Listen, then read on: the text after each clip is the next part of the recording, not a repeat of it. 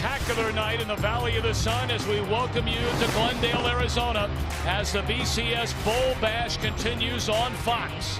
In this sensational first-year venue, Boise State tonight steps onto the national stage, playing the role of David, trying to take down Goliath. Boise State for the win. They hand it off to Johnson. Boise State has won the Tostitos Fiesta Bowl. Can you believe it? Live from Chatterbox Sports Studios, it's Off the Bench with Thom Brennaman. Good morning, and welcome to Off the Bench, presented by United Dairy Farmers. I'm Thom Brennaman, delighted to have our producers today, Casey McAllister, and sitting in today, the very famous Reed Mouse. How are we doing today, gentlemen? Everybody all right? Yeah, we're doing good. Yeah, it feels good to be on the thing, be on the show. Nice to have you, Reed. Right. The Nielsen Ratings came in, and they said we were doing really bad in the 25 to 45 women department, so that's why they brought me in. Really? Yeah. Really? Yeah. I had someone tell me yesterday that we're doing very well in the women's department, that we need to do better in the men's area. So, in other words, you're not bringing much to the program if that's the case. Well, that's because your looks, Tom. There's no question. Right. Face made for radio. We got a lot going on here today, and thanks for being with us. I'm really excited about the show, and we're going to get to James Rapien on the Bengals here in a matter of seconds. But we're also going to get a preview. I'm not going to call him the Zim Hude of Kansas City, but the same sort of vein.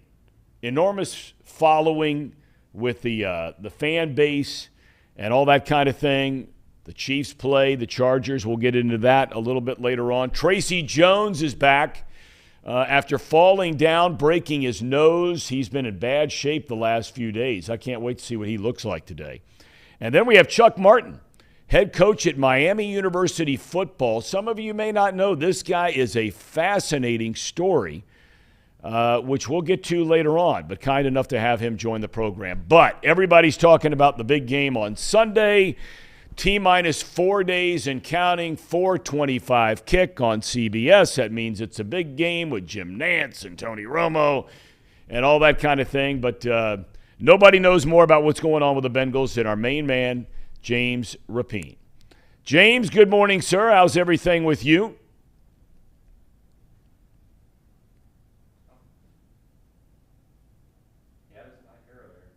Okay, we don't hear James right now.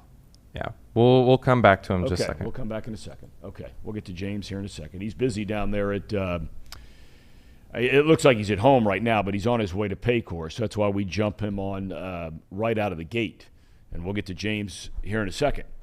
But you look at this game, and we know that Dak Prescott is not playing. He injured his thumb, which required surgery, and so they're not putting him on injured reserve, because if you go on there, you got to be on for at least 6 weeks. The doctors say roughly 6 weeks is how long it's going to take for him to heal and get back and have a chance to play. But Jerry Jones, the owner, the general manager, all that kind of thing of the Dallas Cowboys, believes that Dak Prescott is a quick healer. So Jerry Jones is saying 4 weeks. The guy replacing him is Cooper Rush. Who is Cooper Rush? Well, he's 28 years old. He went to Central Michigan. He signed with the Cowboys in 2017. He left for a short time with the Giants, and then he came back. He's played in 11 total games in the NFL. He's only made one start, and that was a year ago, Week 8, for an injured Prescott, against the Minnesota Vikings. That was a loss. He threw 2 touchdowns and an interception. He almost brought him back for the win, and then he threw a pick down in the end zone in the final moments, sealing the victory for the Minnesota Vikings. We got James dialed in yet? No, just keep going. Okay, keep going. We'll do that. Okay, I think I got you. I think we have it. I think. Let's try it. All right, James, do we think we have you now? Hope so. There we go. There we go. How you doing, man? I'm good. How are you? Good. You look to me. I've been meaning to ask you because I don't come down there to the. I mean, you look like you're like a really fit dude. Are you like some workout guy? I mean, you were talking about Burrow a couple of weeks ago. I heard you on the radio and all the shakes and all this kind of stuff. Is that your program too? All that kind of thing? Not the mass gainers like Burrow, because unfortunately I'm not trying to necessarily add weight. Yeah. He has a gift that all of us want, right? Of just being lean naturally. But no, I do try to work out a bit, no doubt. All right. You're always working out down there at Paycor. What's the vibe? You know, they come off the loss. We've talked a lot about it, all kinds of things, but they're back at it in practice. Weather's been great. What's the vibe down there the last couple of days? They're not panicking. You know, they're not all of the outside talk. And I think you could see it in Joe Burrow's Wednesday press conference, asking about the interceptions and all of those things. And it's not an arrogance, but he's kind of like guys, I'm not going to make those mistakes again. I don't know why I made some of those throws, and I think he would admit that. But I think he's going to correct it. And this Bengals team, they are confident. I wouldn't say cocky, but the veterans aren't panicking after what should have been a win against Pittsburgh. And I think they're confident they can go to Dallas, get a win, and right the ship, and everyone feels good again at 1-1. I want to talk to you a little bit about Dallas. I just mentioned before you came on, we know about Dak Prescott. He has a surgery. He's not going to play. Now it's Cooper Rush. What are the challenges that he presents as a quarterback? I mentioned he's only played in 11 games, and that includes coming in, late after Prescott got hurt. He had only played in 10 games going all the way back to 2017. I think the main thing, and Zach Taylor talked about it on Wednesday, the fact that he's comfortable in this system. He's been in this system, Kellen Moore's offense, for quite some time now. And so I don't think the Cowboys offense is going to look much different. Now, the ceiling certainly drops when you go from a Dak Prescott to a Cooper Rush, but that goes without saying. But they should still be able to operate and do a lot of the same concepts. And so I think that's the part of it that the Bengals need to be ready for. At the same time, this isn't the old Cowboys offense where the offensive line is awesome and Zeke Elliott is an all-pro and they have all these weapons all over the field. Really, it's CeeDee Lamb, Dalton Schultz, who, unless you play fantasy football, you might not even know he's the Cowboys tight end. Mm-hmm. And that's about it from a weapon standpoint. So they were already limited offensively with Dak Prescott at quarterback. But Cooper Rush is someone that they do have film on. It's not a Mike White situation last year where he comes in out of nowhere and shocks the world and throws for 400 on this Bengals defense. They have film. They can prepare for him. So I think they'll be ready. But, yeah, Cooper Rush is certainly a capable backup in this league. From a defensive standpoint, talking about the Cowboys, that defense played pretty well on Sunday night. Yeah. Now Tom Brady and the Bucs were missing some guys and all that kind of thing. I sure hope the Godwin kid can come back and get healthy again because he is one hell of a player. But that's neither here nor there for this week. But talking about their defense, where are their strengths on the defensive side, and where are there areas that the Bengals, at least on paper, think they can exploit? Well, it starts with Micah Parsons. It probably starts there and ends there. He's the guy that can completely wreck the game. Normally, we'd say a quarterback or a receiver or something like that, but he's TJ Watt-esque, if you want to call him that. But the difference with Parsons is he's able to move all across that defensive line. So Cowboys defensive coordinator Dan Quinn, he's going to scan this Bengals offensive line, and I'm sure he's going to say, all right, we're going to test La'el Collins. We're also going to move Parsons across and test Jonah Williams because he struggled with Alex Highsmith. And a fourth-round rookie out of North Dakota State and Cordell Volson, we're going to get him one-on-one with Micah Parsons in space. So good luck because Parsons, he wins with speed, he wins with power, had 2 sacks on Tom Brady last week and really made it tough on any third and longs for the Buccaneers offense. So that is the guy I'm watching in, out, all around. Trayvon Diggs is another player that a lot of people are going to mention, the cornerback. And he's just a turnover machine. But, he's got a way about him, a nose for the football. He'll take risks. And that's the important part, especially early in this game. I think the Bengals, obviously, they can't turn the ball over like they did last week. But if they could give Burrow enough time to maybe a double move to Chase or something like that, get Diggs to bite, then I think you can get up early. And that's a big key to me. Can they get off to a quick start against a Cowboys team that is beat up and is reeling after just one game? The whole Collins thing, he was a really good player for the Cowboys for a long time. Part of what you mentioned a moment ago, what once was 3 or 4 years ago, the best offensive line in the NFL. And he was a part of that, or offensive line in the NFL, and he was a part of that. They had all those first-round picks up and down the line and so forth. Has he had a chance to talk at all about what this game might mean to him going back to play against the Dallas Cowboys? We tried to get him yesterday, and it did not work out. So hoping to chat with him today about it. But I know it matters to him. And just talking to him and knowing how it ended in Dallas and the questions about him. And even now, some of the questions that people are asking, because he didn't practice much during camp. I think that this is a big game. Even though when you went back and watched, I thought he was better than people initially thought, including me initially thought, against the Steelers. This is a chance for him to show everyone, including the Cowboys, that he's still one of the better, high-end right tackles in the NFL. He's gotten a ton of reps now. He should be good to go. And like I said, he's going to be going up at least somewhat against a Micah Parsons, and they also have Lawrence as well, who's a really good pass rusher. Yeah. So they've got some guys that can get after Burrow.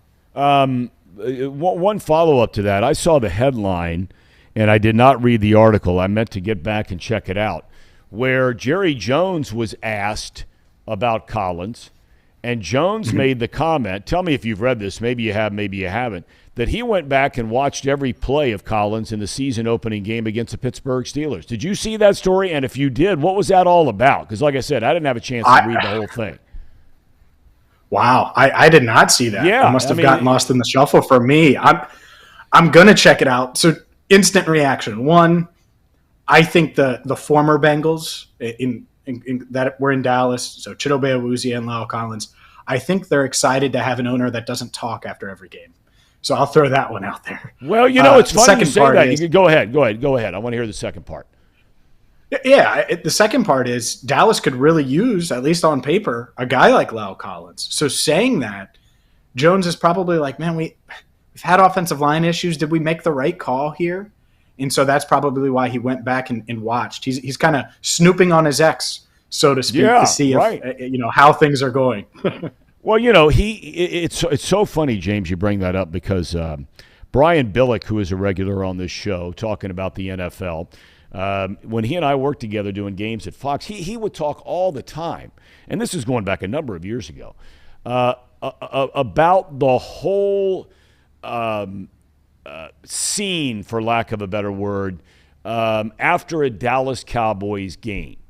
That it really doesn't seem to matter what the coach has to say after a game because Jerry Jones, as you just pointed out, unlike Mike Brown, we know, Jerry Jones is a general manager, and he talks after every game. And more times than not, he's saying a lot of things that provide food for fodder, right? As far as the talk shows go and as far as the team goes and as far as the fan base goes, he's the guy after every game, more than the coach, more than the quarterback, more than Parsons, more than any of them.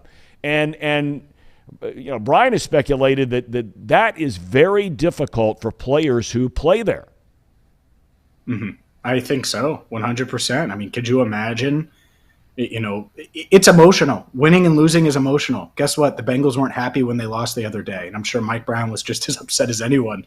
So if you're talking to the media after every game, it's just one of those things. Would I do it if I was an NFL owner? No, probably never going to be an NFL owner, so I don't have to worry about it.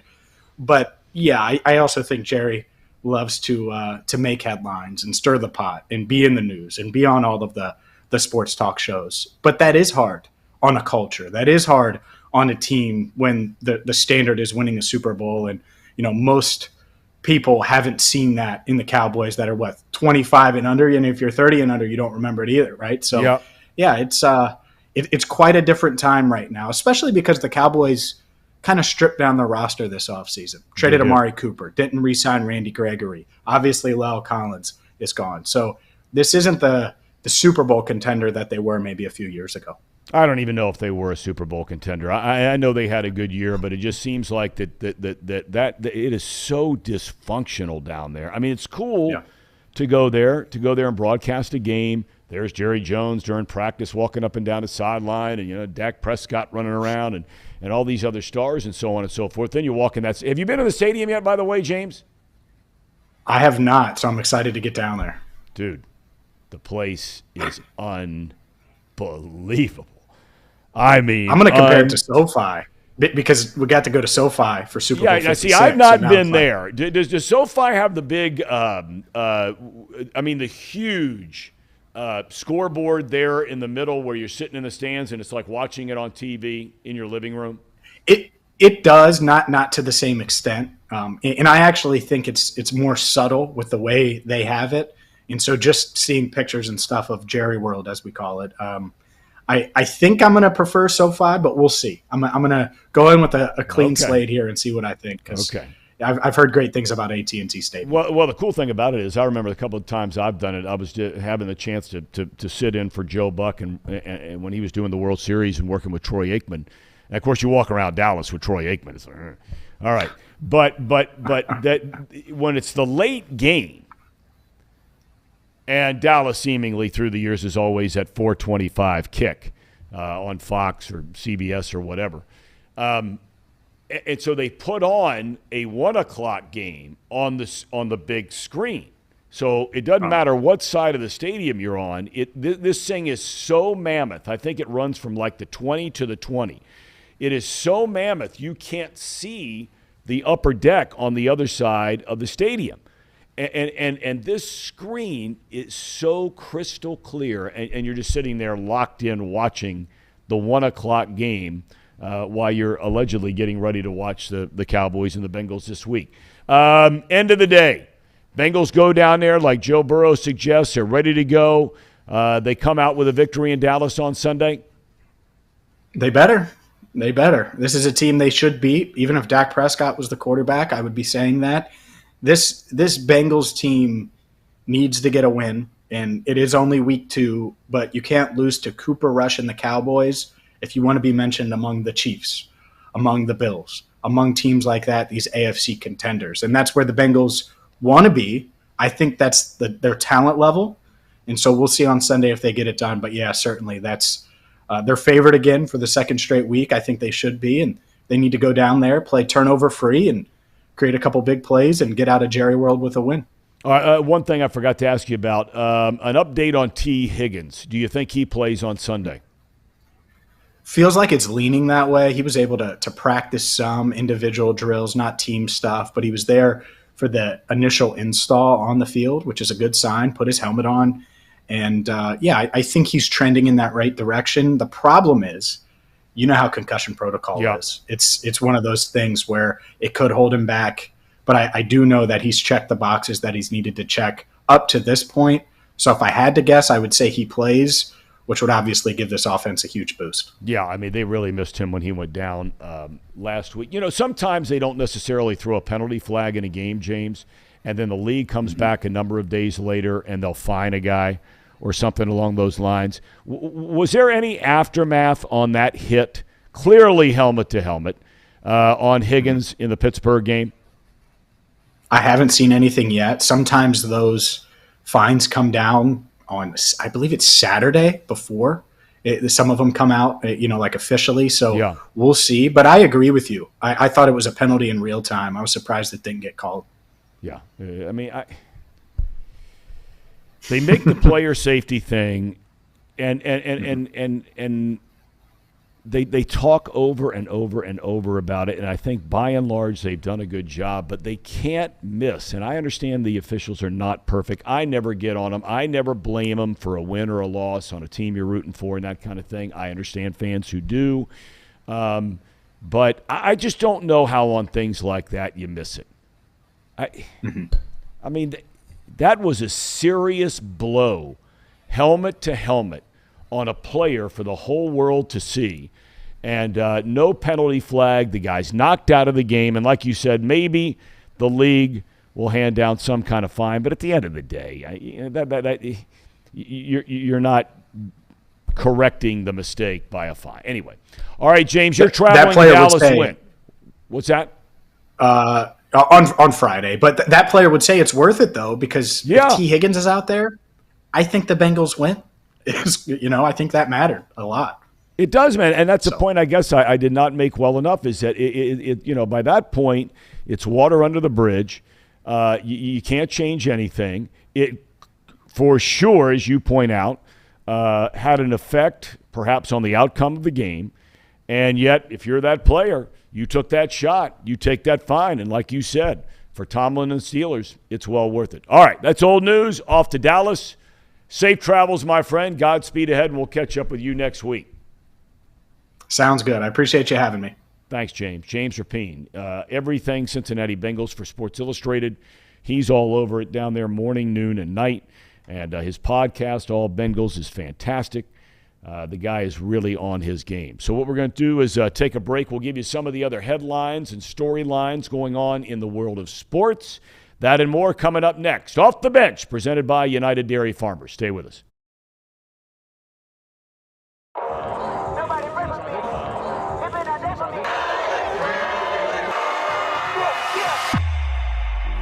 The time is now. Football season is back here in the Queen City, and Week 1, St. X versus Lakota West. DJ Train here with Chatterbox. It's about to go down. It's our kickoff of our official tour. Every Friday night you'll see us. Let's go. It's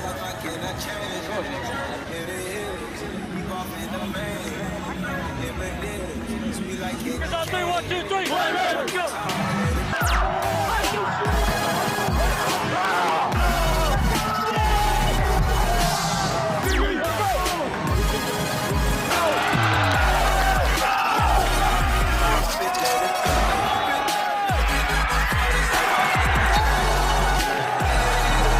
Man, I'm telling you, this game is going to come down to the first guy that says I've had enough. That's all it's going to say.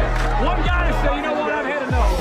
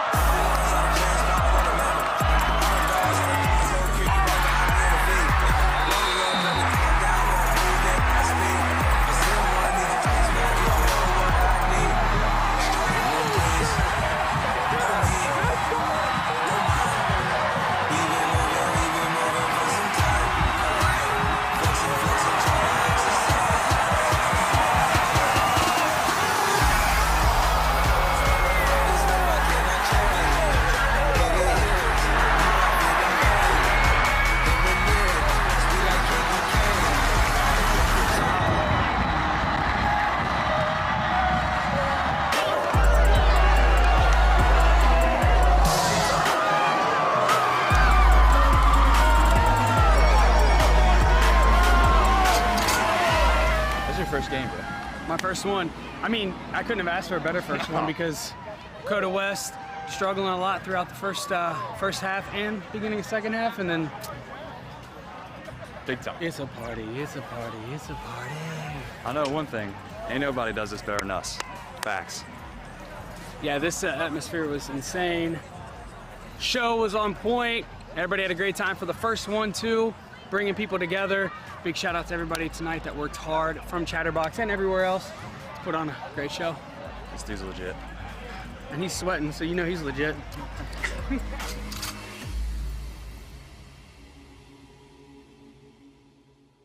I know one thing. Ain't nobody does this better than us. Facts.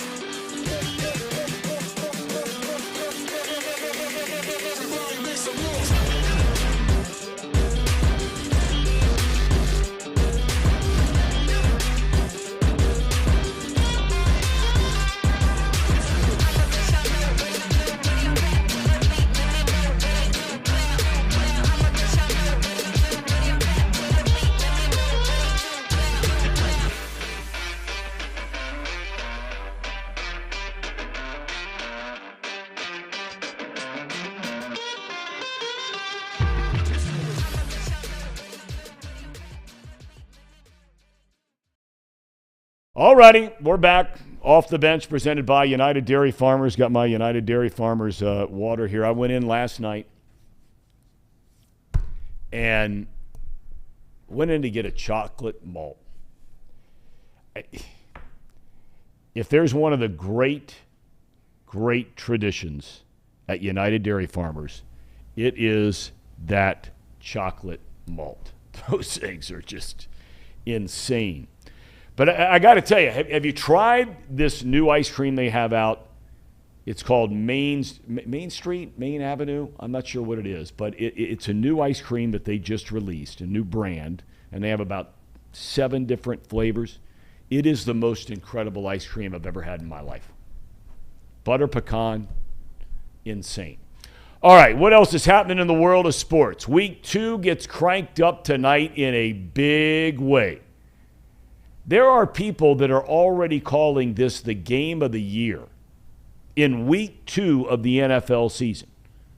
The LA Chargers are going to the Kansas City Chiefs. It's interesting that the team split their season series a year ago and that the road team won each game. Now, maybe in LA that's not a surprise because you get a lot of visiting fans that come there and root for the opposition rather than for the Chargers or the Rams.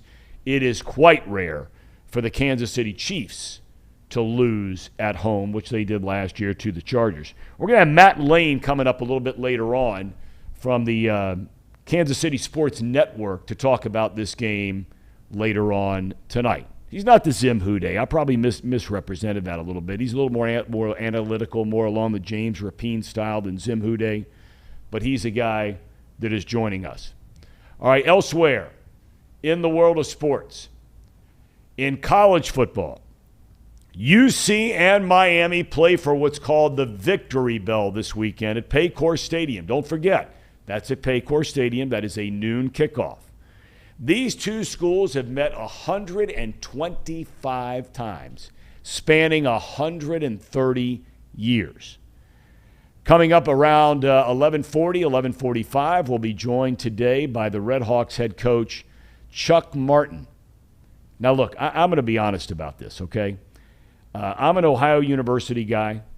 Miami is our big rival. Here in Cincinnati, we are flooded with news about the University of Cincinnati, rightfully so, talking football here. And you don't hear a lot about Miami.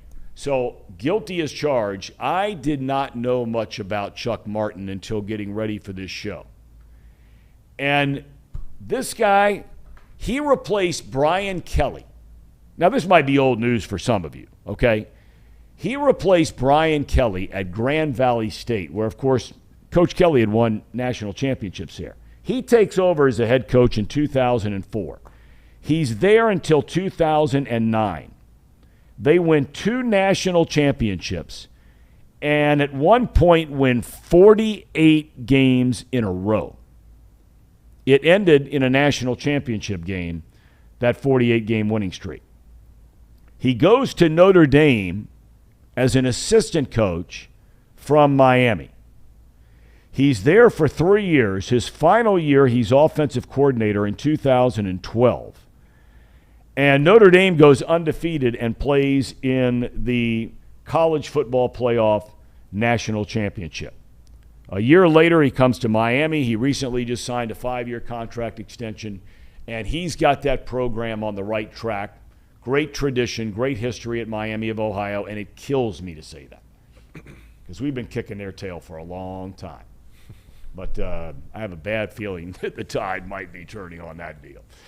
All right, elsewhere in college football, the Ohio State University Buckeyes get their All-American, the best receiver in college football, Jackson Smith-Njigba, back this week.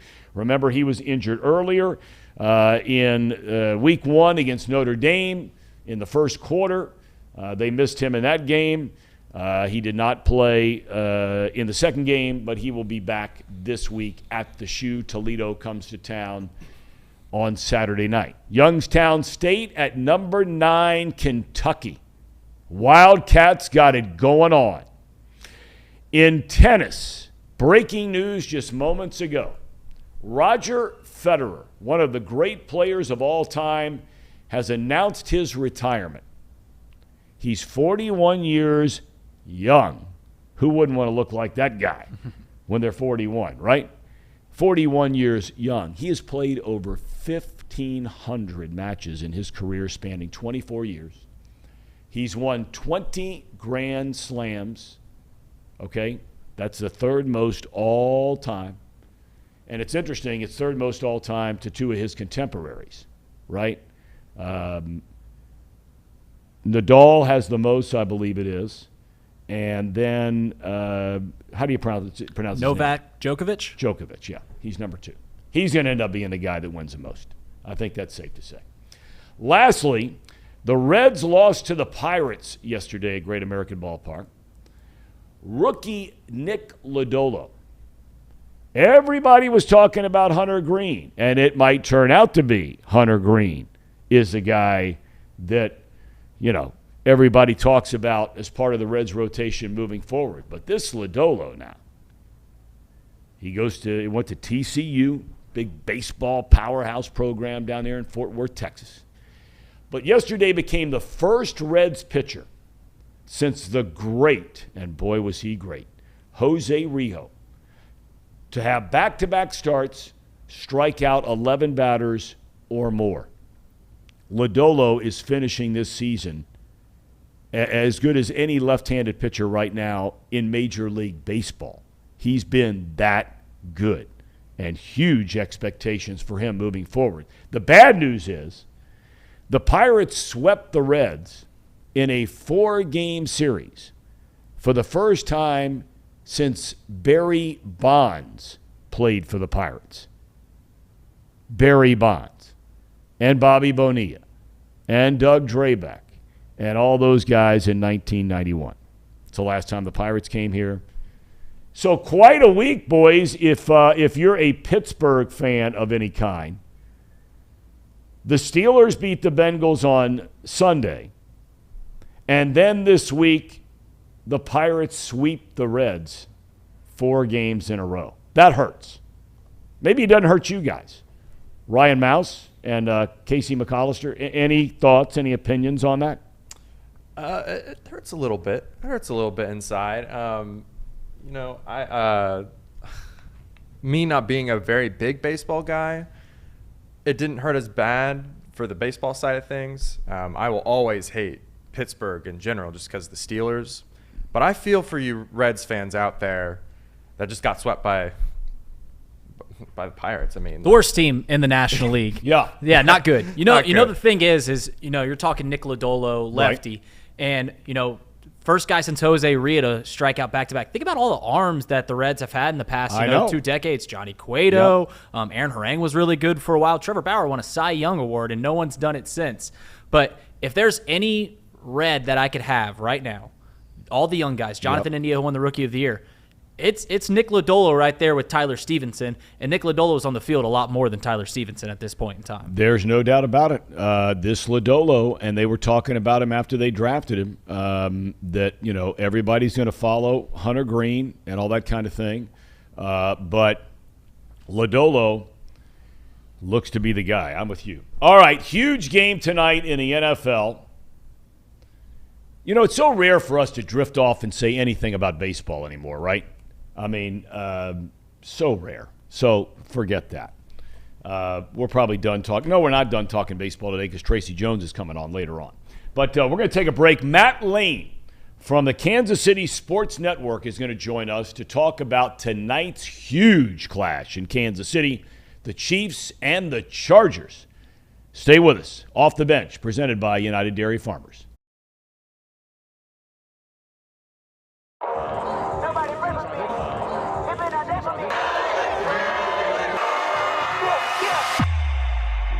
The time is now. Football season is back here in the Queen City, and Week 1, St. X versus Lakota West.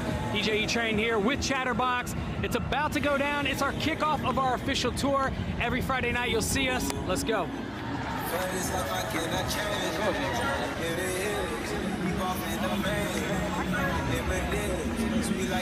Three, 1, 2, 3. Let's go.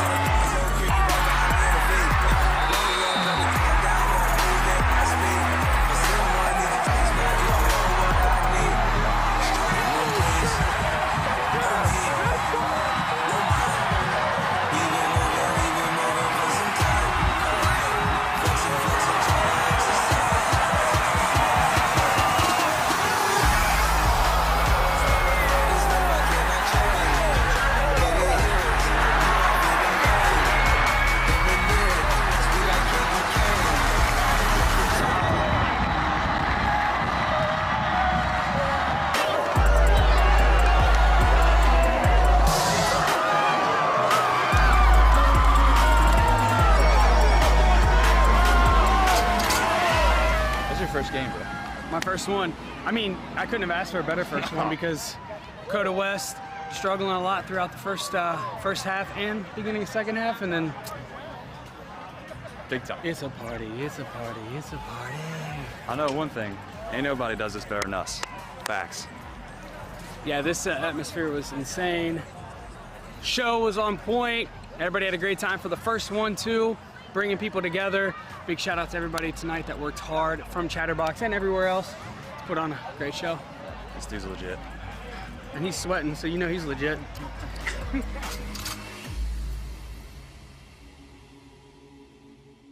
I know one thing. Ain't nobody does this better than us. Facts.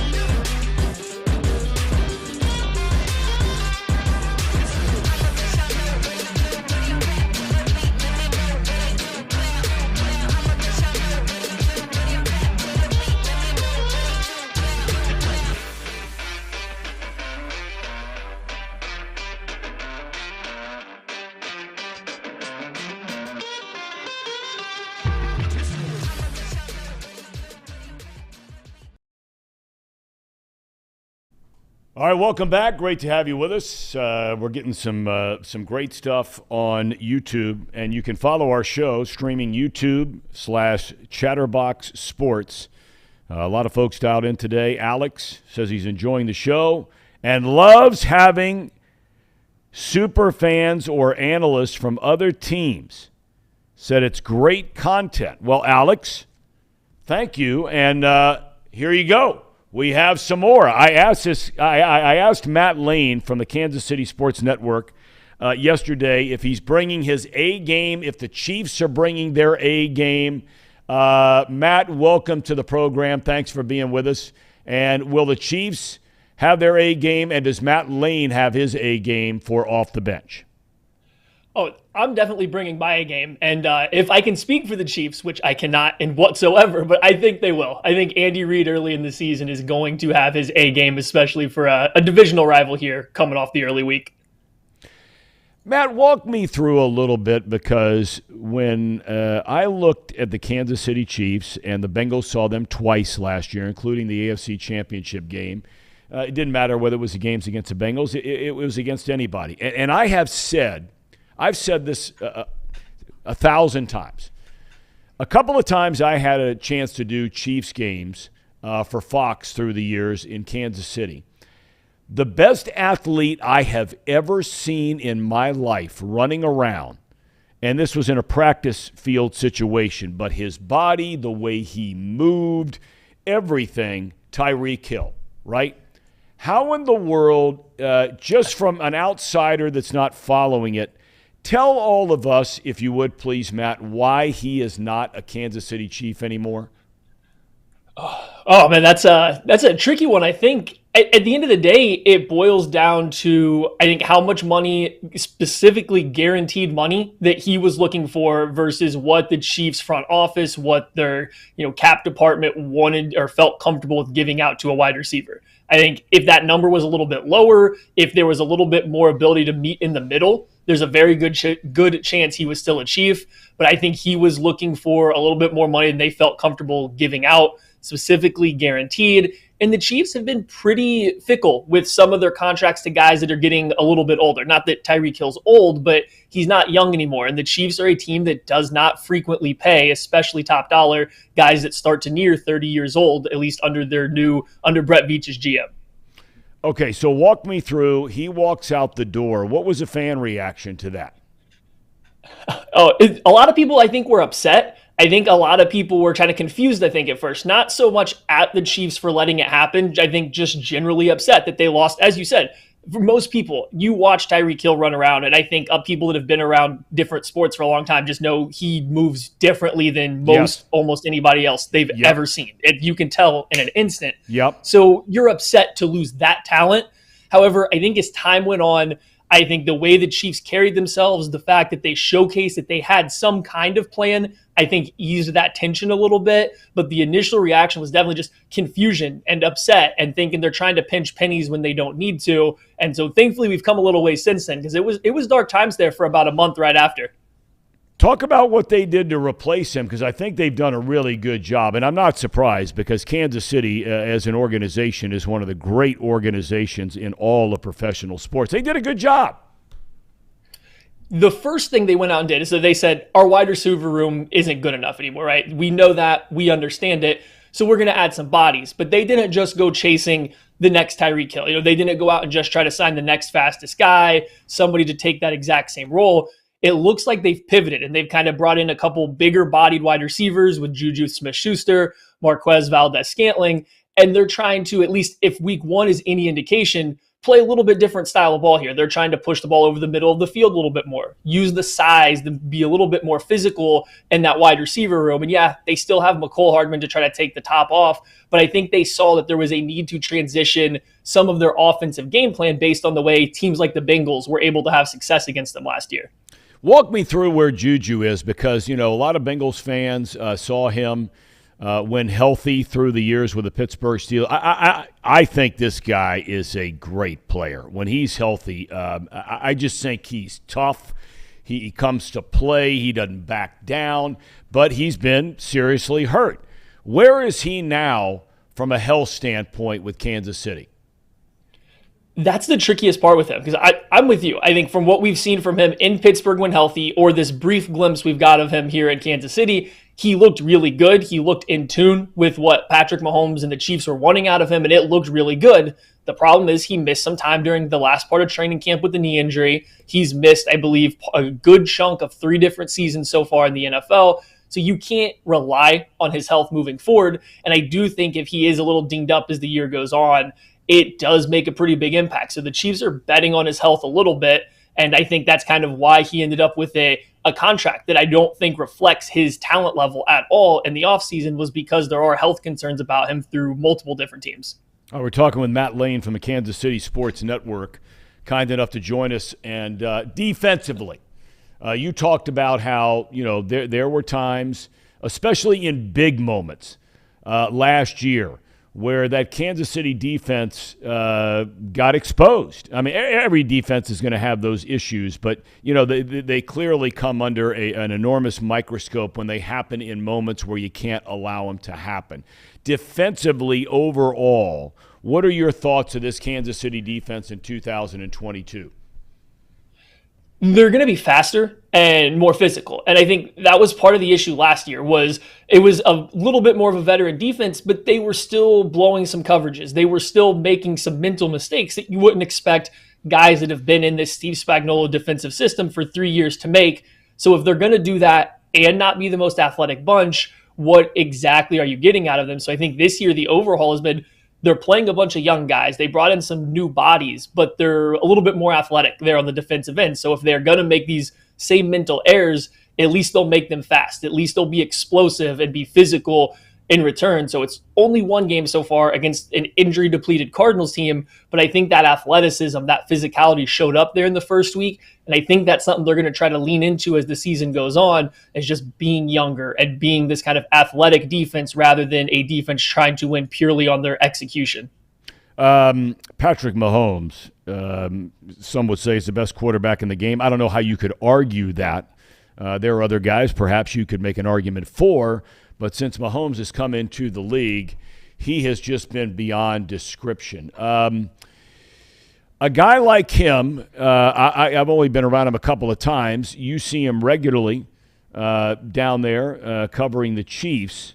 What kind of guy is he? You know, here in Cincinnati, Burrow, they call him, Joe Cool and all these kinds of things, and, the dress and the sunglasses and all that. But he is a very serious guy, much like I liken Burrow a lot to Tom Brady. I think that, it's just locked in all the time, all football, all quarterback, so on and so forth. Mahomes is a guy you see getting a lot of national pub, doing a lot of national advertisements for different companies, rightfully so. He seems like he'd be a great spokesperson as far as a human being is concerned.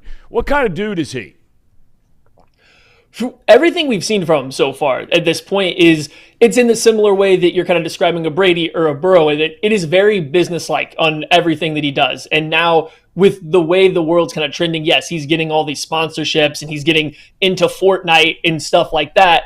But I think at the end of the day, he goes home and you don't catch glimpses of him out, late night partying with a bunch of other players or anything like that. Not that there's anything wrong with it. It's just he's got his family at home. He likes to spend time with them when he has free time. He's constantly working on football stuff in the offseason. I mean, he brings a bunch of receivers down to Texas where he lives in the offseason so they can work out and kind of get in rhythm with one another down there throughout the summer and stuff like that. So he's locked into football. And then beyond that, he seems like a genuinely good person. We don't know athletes personally anymore. I mean, and we don't have the right necessarily to do that. But from everything you can see from people that have met him, from the way he carries himself, I do think he's genuinely a good person. I think that makes it really easy for the Chiefs and then teammates to kind of believe in him and offer him a 10-year contract in which they're just kind of like, nope, we know you're going to do the right thing for the next decade, and we know that's going to be okay.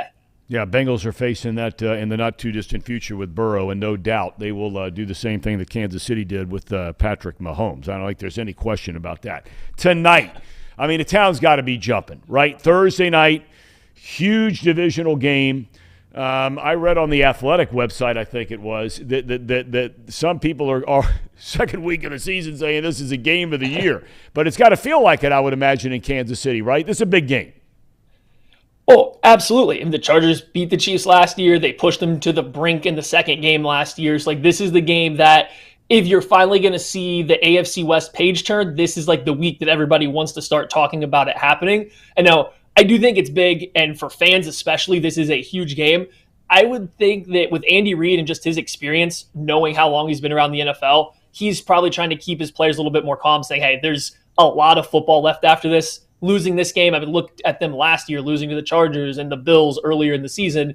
He's going to have his foot on the right buttons here to say this game, it does not end your season. But I think from a fan perspective and from all of us trying to get back into the NFL season right now, I don't know how you could get a much bigger game going from Monday Night Football with Russell Wilson's return to Seattle, followed directly by the matchup of, two of the three most exciting quarterbacks in the NFL right now. I read where some comments were made about the turf at Arizona, where the season opener, Kansas City goes in there and just annihilates the Cardinals. Mahomes, I think it was 5 touchdown passes, if I'm not mistaken, in that game. Where is Kansas City on the injury front? Anything to be concerned about for the game tonight? Yeah, so Harrison Butker, their kicker, is going to miss this game. The grass field, kind of the turf that they laid down, slid out from under him on his very first extra point attempt, and he hurt his ankle pretty bad. So he's going to be out. They've already added a kicker to the practice squad to bring up. First-round draft pick at cornerback, Trent McDuffie, who was playing really well before his injury. He got injured early in the second half. He's been placed on IR right now, so he'll be out. And then the last big injury is Trey Smith, left the game early, starting right guard. He is, at this point, I think, questionable or probable to play. He did practice this week, so he looks like he's going to give it a go. But they did come out of the Arizona with a few injuries, and a couple of those, at least, Andy Reid did credit that he thinks the field played at least some role in it. That's interesting. But those are big, significant injuries. I mean, when you look at a team, especially their kicker, that guy is a weapon and has won a lot of big games for them since he's come to Kansas City. So, I mean, safe to say in week 2, these are pretty significant. They are. And that kicker injury, especially because they brought in Matty Amendola, who they've signed to their practice squad. And it's a second-year kicker, and kicker's such a mental position that this could flip on a dime. But you're looking through just even his college stats and going back to just seeing some of his kicks last year with the Jets, he doesn't have the same leg that Harrison Butker has. And that's been a big part of what the Chiefs are able to do is if they need to kick a 55-yarder field goal at the end of the game or at the end of half to get points on the board, they have the utmost trust in Butker to do that. And now you're bringing in a guy that doesn't have that same level of success or pedigree to kick those same longer field goals. So it'll be something to monitor. Will this turn Andy Reid a little bit more aggressive on fourth down situations and that area where you'd be kicking long field goal? There could be major impacts based on this one because they really do trust Butker with everything. I don't know if they'll have that same trust in the guy they're just bringing on board right now. See, that's why you watch off the bench. I mean, that's the kind of information you're a fan, and most of our viewers, I shouldn't say most, I don't know for sure, are in and around Cincinnati. But everybody's going to be watching that game tonight if you're a football fan. All right, if there's one thing, Matt Lane, where as a guy who follows the team and knows both of these teams, is there one thing that you would be keeping an eye on outside of what I thought you just made was a phenomenal point on Andy Reid and what he does now going forward tonight on fourth down perhaps, but is there any area where you say to yourself, okay, if I'm Kansas City, I know I can do this, or if I'm Kansas City, I'm worried about them doing that? What would it be? What would they be? I think there's two big things, at least from the Chiefs' offensive side, that jumped out to me kind of immediately. Is first, how are you going to handle Khalil Mack and Joey Bosa? Like, that's one of the better edge rushing duos in the entire NFL right now, and they had a good amount of success versus the Raiders. I think the Chiefs are a little bit better at offensive tackle than the Raiders are, but I wouldn't say it's their strongest position group. Their interior of their offensive line, I think, is definitely better than the tackles. So that's one area that could kind of come into play, especially if the Chiefs and Mahomes are forced to hold the ball longer than they did versus Arizona. But that kind of parlays into the next point. The Chiefs were really good throwing the ball over the middle of the field versus Arizona. And part of that was maybe the Cardinals' game plan to, for some reason, blitz Mahomes on like 50% of the plays. The Chargers, though, versus the Raiders were kind of weak over the middle of the field. So can the Chiefs find that space passing over the middle of the field before that edge rush duo gets home? I think that's a little bit of the cat and mouse game that could really dictate a lot of how this game's going to go. It's great stuff, Matt Lane. I asked you if you were bringing your A game, and I got to tell you, you brought your A game, my man. You brought your A game. Thank you. You'll be there tonight, right? Stupid question, but you'll be there tonight. Well, I'm actually from North Carolina, so I couldn't make the trip out. You got to be kidding me. I didn't know I couldn't that. make the trip. Yeah, no, I live in North Carolina now. I moved out here from Kansas City a couple of years ago, so I couldn't quite make it back to this game. I had to pick and choose my big game, so I'm not making it back until the Bills game, the next huge game they play early in the year. Where are you in North Carolina? Just outside of Greensboro. So living out here on the East Coast now. That's a great place. State of North Carolina is an awesome, awesome place. But you're following everything that's Kansas City sports, right? Oh, yeah, no, absolutely. With KC Sports Network, we don't even just do Chiefs. We got Royals. We got all the local colleges with the Missouri, K-State, Kansas. We got all right, and let me ask you a question. Let me ask you a question while I have you on, okay? Because as a guy, this guy is an awesome guy, okay? Let me just say straight up, as far as just to talk to, there's not a nicer guy in the world than Bill Self. And he is a great basketball coach. But you know, all these different investigations and things that were going on, and I'm sorry to throw you on the spot on this, and maybe you're not totally in tune with it. But, I mean, you know, the hammer's going to come down to some extent on Sean Miller, who just left Arizona, and now he's back here at Xavier in Cincinnati. Everybody tells me he is going to face some kind of suspension. Now, I know the circumstances were a little bit different, but they're also a little bit similar. Do you think there's anything like that coming down at Kansas sooner or later? this is hard for me because I grew up a Missouri fan. So I grew up anti-Kansas, anti-Bill Self. So I want to say, yes, please. However, if I have seen anything through the NCAA through the years, whether it's basketball, football, whatever it may be, when teams and specific people can bring in money, and a lot of that comes with success and ratings and stuff like that, things get a little lost sometimes. So I don't know, it kind of depends on if they think they can make an example that will matter more than what Bill Self is bringing to the game of basketball and, from Kansas at NCAA level. So I don't know. I wouldn't be surprised if it's not just a little bit of a slap on the wrist given who he is, but the old Missouri fan in me is definitely saying, please go ahead and do it just to see them, work through it for a little bit. Well, he runs a great – I mean, you don't even have to say it. That's a big league operation, and I'm with you on that. It is very selective. It seems to be very selective about what programs the NCAA goes after, if you will, as opposed to those that they don't. So, Matt Lane, thanks so much, and thanks for your time. Really appreciate it. Oh, thanks for having me on, Tom. Anytime. I greatly appreciate it, and you're doing a great job, man. Man, I appreciate that very much. Matt Lane, kind enough to join us from the Kansas City Sports Network. You wrestle when you do a show like this. I got to be honest, and we're only starting our second week. You don't know sometimes if people care much about a game like tonight, Kansas City and the Chargers. Yeah, if you're a football fan, you love it, but do you really want to have a guest on a show like this from Kansas City, from L.A., whatever it might be? And I'm glad to see, based on a lot of these comments we are getting on YouTube, that a lot of you are really enjoying it and hearing some conversations, and especially the Tyreek Hill conversation. Same thing with Von Miller. Jordan, thank you for pointing that out. And Dustin and so many others. This is great stuff. Our favorite guy on the program, outside of my dad, I got to say my dad number one, because with him you never know what's going to happen. But Tracy Jones, quite similar. I mentioned the other day he had an accident at home, so I'm being very serious. I want to see if he's doing all right. He said he's going to come on, so we're going to take a break, and we're going to have Tracy Jones on the program. You're watching Off the Bench, presented by United Dairy Farmers.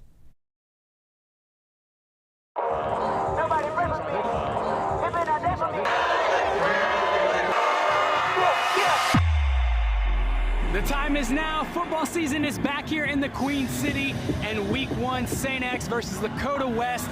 EJE Train here with Chatterbox. It's about to go down. It's our kickoff of our official tour.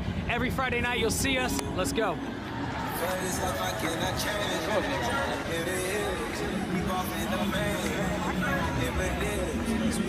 It's on 3, 1, 2, 3. Let's go.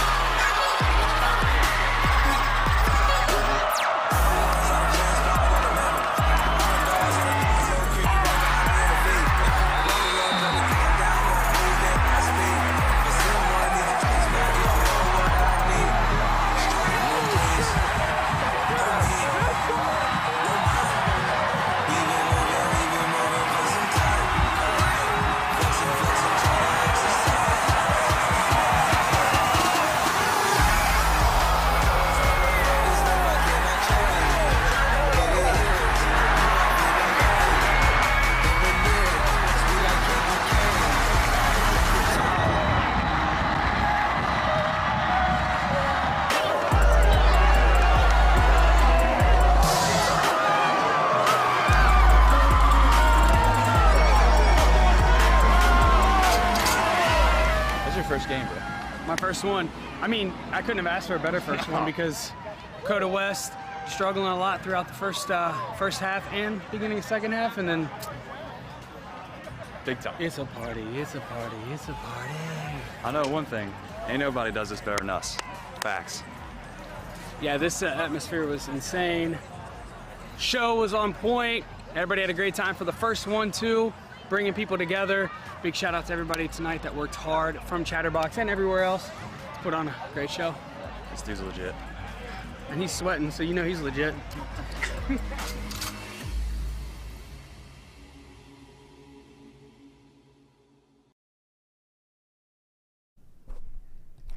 United Dairy Farmers brings you Off the Bench. It's great to have you with us. I'm Thom Brennaman. We're with you for another hour.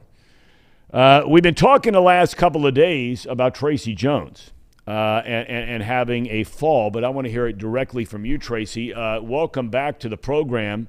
You couldn't join us on Tuesday. What happened? I'm being serious about this now because I know you like jacking around and having fun, but I can just tell by looking at you. I mean, you're beat up, cut up, bruised up. Yeah. Did you break your nose? What'd you do? Well, what happened? Here's the deal, Tom. I'm looking right now. I look absolutely horrible. Just absolutely horrible. I wouldn't say that. I wouldn't say that. Here's the deal. Let me ask you this. A pretty boy like yourself, network guy, would you ever go on camera looking like this? Look at this. That nose is broke. I know it's a big nose, but it's broke. This tip of my nose. Could you tell me how that happened? Well, let me set you up just as far as my wife and I. I got up at 6 o'clock. Be very careful here about you. I mean, be very careful. Yeah, I don't care. I've been through a divorce once. It's not a big deal. Love my wife. But 6 o'clock I wake up, right? Right. And my wife comes into the office and says, well, what are you doing? And I said, I'm getting ready for Off the Bench with Thom. She says, Trace, you can't go on Thom's show looking like that. I mean, you're a radio guy. He's a network guy, like I said. Yeah. And it's kind of embarrassing because you guys sent over the makeup crew right early this morning we did. trying to work on this face. Yeah. So my wife says, you can't go looking like that on that show. And I turned to Danae and I said, Danae, the show must go on. I don't know if you've ever heard that saying, Thom. And she looked right at me and says, you are such a gamer. That's why I love you. How about that, Thom? Listen, I believe everything that you just said until the part where she said, you're a gamer. That's why I love you. I don't believe that happened. Well, it's funny is people say you're a lousy baseball player. You were lousy on the radio. But one thing I was a gamer. And I do want to apologize. I want to apologize for not being on the show Tuesday. Thom, I took a terrible, terrible fall. Yeah, tell us about it. Well, I'm being serious. What happened? I want to know what happened. It is serious. I was on my balcony. I was doing some paperwork. I was very busy. My business, my financial business, I got to focus. So I was out on my balcony looking over the Ohio River. I have that penthouse and everything, one of the best views on the river. Not that matters. So I got up and I took my coffee cup and my glasses and I was going to the bedroom. And you know how I wear flip-flops? I don't like to wear shoes. I only wear flip-flops or bare feet. And I tripped on my flip-flops. They kind of rolled on me. I had my glasses and my cup of coffee. I didn't want to spill the coffee. And my glasses, and I don't know why I was worrying about my glasses. They were my cheapest pair of glasses that I have, like Maui Jim's, about $450. Big deal, right? If you break those glasses. So I trip, I fall, and hit my head. I'm out, Thom. I'm KO'd. That's the name. That's what happened. Danae had gone grocery shopping. She comes back and sees me flat on my face, all this blood. I wake up to her crying. She's on the phone with Hunter. What the hell's Hunter going to do? He's not a doctor. What should I do, Hunter? Hunter says, tell him to shake it off. That's what he used to tell me, moving along. And it was really, really scary. It was. So you were actually passed out from the blow? I was out. Because you're holding both of these things and you fall forward because you obviously hit your face. So was that Right. on a hardwood floor? I mean, you probably have like that really fine hardwood floor kind of thing, or maybe something more elaborate. I don't know. Yeah, I do. I have like that. It's kind of an old world look, but that's not what I hit. Very expensive floor, but that's not what I hit. I hit my expensive bed and the post. Oh, okay. And got knocked out. And here, and all kidding aside, and because I'm always joking about everything, and it upsets me because that's my 8th concussion that I've had. I was sick all yesterday. And like I said, Tom, I am a gamer. And I felt so bad not going on the show. I just woke up to text you say I could not go on that show. But to have my 8th concussion, the brain can't take that. And I need to be watched because I've taken too many hits to the head. And it's something that really, really bothers me because my short-term memory is starting to go. Really? And I don't like that. And I've had concussions since I was a little kid. Playing football, a car accident, a fight, all these things, falling off my bike. And now I just, and to get another concussion like this, I was sick all day yesterday. My neck is bad. My vision's a little blurry. I'm having headaches, which I never have. And now I've got another concussion. And I'm talking about 8 legit concussions. Now, the other 6 out of 8, I threw up. I actually threw up when I got sick and had the concussion. This one I was just nauseous and just my vision was blurry. So I'm upset about it, and I need to be more careful. We were joking around a lot at first here, but it certainly sparks the conversation. T. Higgins with the Bengals suffered a concussion over the weekend. And, when I was doing the NFL every year for 25 years, we would have a seminar for 3 days out in your old stomping ground out there in Southern California down at Palos Verdes. And nice. And yeah, it was really nice setup. The nicest setup really nice. I've ever been a part of. Yeah. It was beautiful. But we have this 3-day seminar, and over the seminar, all the announcers come in, all the producers, all the directors, all the technical people. So like the Terry Bradshaws and the Howie Longs and, Troy Aikmans and all those guys are sitting around in a room, and we have different segments, no different than some conference you might go to in the business world or the sales world or medical device world. Mm-hmm. And you'd have different segments of people that would come up and present. And the NFL basically chewed up one day on various different topics. But one of the most interesting was this whole concussion thing. Because, in my opinion, the NFL is in a very similar situation from a legal standpoint that tobacco companies were in for many years ago and all those class action lawsuits and so forth, okay?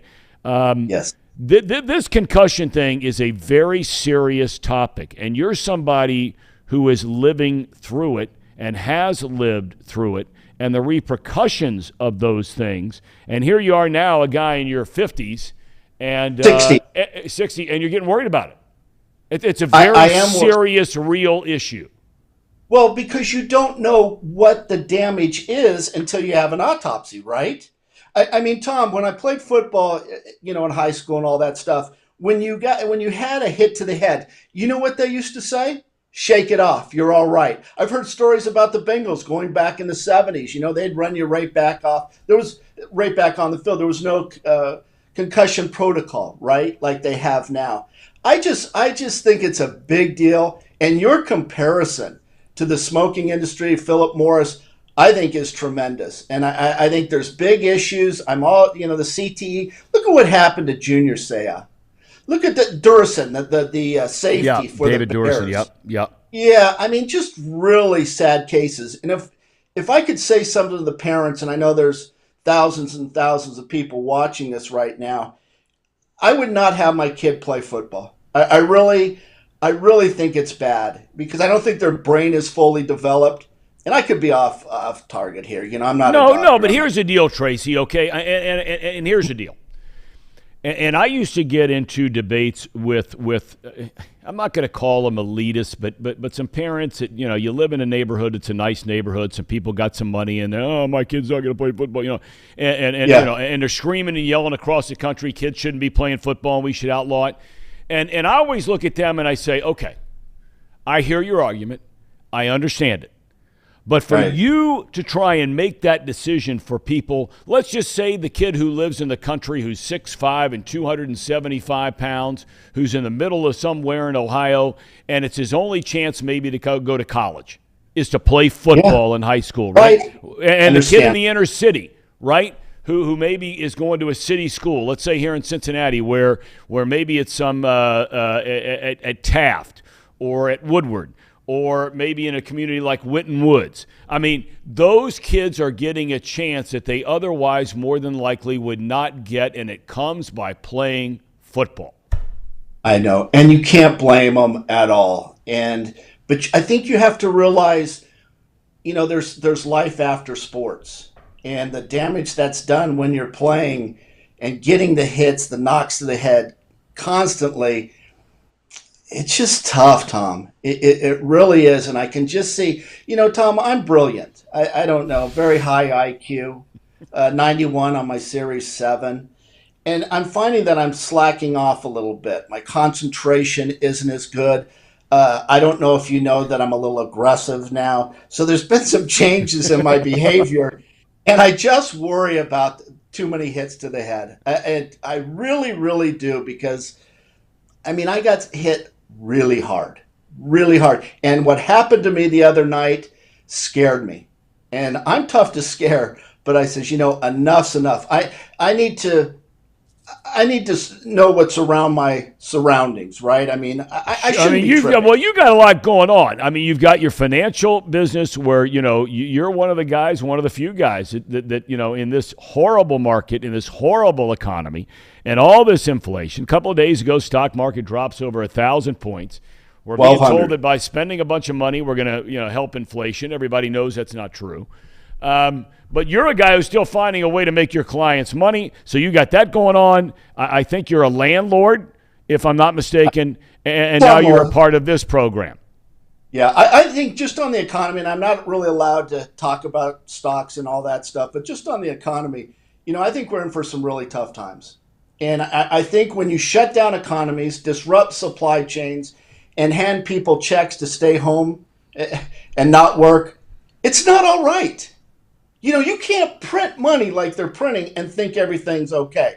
The CPI came out 2 days ago, and inflation is out of control. I know gas prices are coming down, but we're in for some tough go about it. I'm very nervous, I got to be honest with you, because there's really nowhere to hide.